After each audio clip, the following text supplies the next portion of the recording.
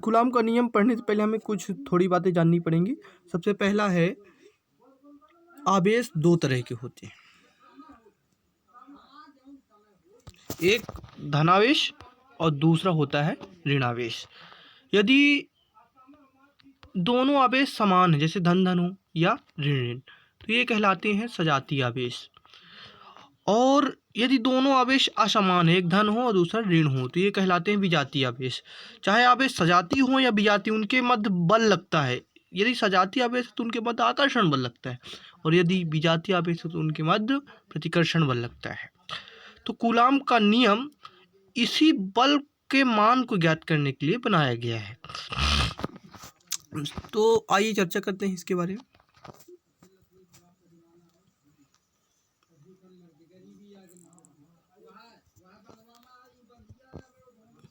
Coulomb का नियम, दो आवेशों के मध्य लगने वाला आकर्षण या प्रतिकर्षण बल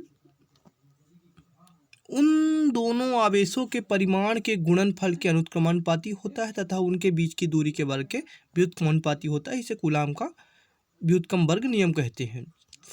मान लो कि दो आवेश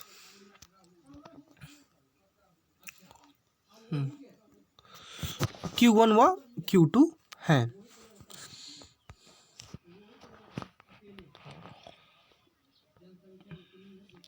और उनके बीच की दूरी क्या है, r है। Q1 और Q2 के बीच की दूरी क्या है, r है। ठीक, तो कूलाम का नियम कहता है कि इन दोनों आवेशों के मध्य लगने वाला जो बल होगा उन दोनों आवेशों के गुणनफल के अनुक्रमानुपाती होगा। तो Q1 और Q2 दो आवेश हैं, तो इनका गुणनफल के समानुपाती क्या होगा, F होगा। तो F is proportional to Q1 into Q2। और नीचे कूलाम का नियम कहता है कि जो बल होगा तो उनके बीच की दूरी के वर्ग के व्युत्क्रमानुपाती होगा। बीच की दूरी क्या है, r है, तो r का वर्ग क्या हो गया, r स्क्वायर हो गया। तो F किसके व्युत्क्रमानुपाती हो गया, r स्क्वायर के। तो F is proportional, F is inversely proportional to r square. ठीक है, समीकरण 1 और 2 को आप क्या करेंगे, मिला देंगे।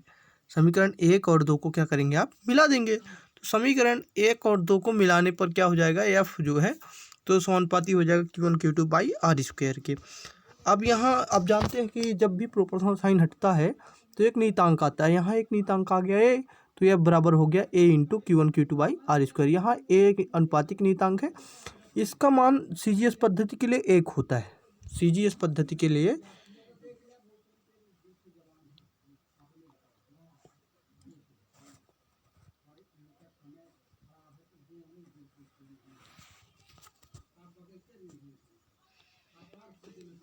एक होता है। तो F बराबर क्या हो गया, Q1 Q2 by r square. लेकिन SI पद्धति के लिए ए का मान होता है 1/4 पाई एप्सिलॉन 0। इसको एप्सिलॉन कहते हैं बेटा, ध्यान रखिएगा।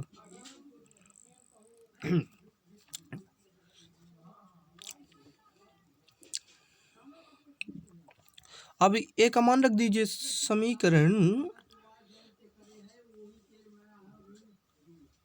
3 में। समीकरण 3 में ए का मान रख दीजिए, तो क्या हो गया, F equal to 1/4 pi epsilon 0 Q1 Q2 by r square. हाँ, यहाँ जानने वाली बात यह है कि एप्सिलॉन जो है तो निर्वात की विद्युतशीलता कहलाती है, जिसका मान होता है एप्सिलॉन 0 बराबर 8.85 मल्टीप्लाई 10⁻⁻12 कूलाम इनवर्स पर न्यूटन मीटर स्क्वायर। ठीक है, तथा 1/4 पाई एप्सिलॉन 0 बराबर होता है 9 × 10⁻9 newton metre square coulomb square प्रति कूलाम स्क्वायर। अतः समीकरण 5 में 1/4 पाई एप्सिलॉन 0 का मान रखने पर समीकरण 5 में मान रख दीजिए तो आपका ये बल आ गया। यही कूलाम का व्युत्क्रम वर्ग नियम है।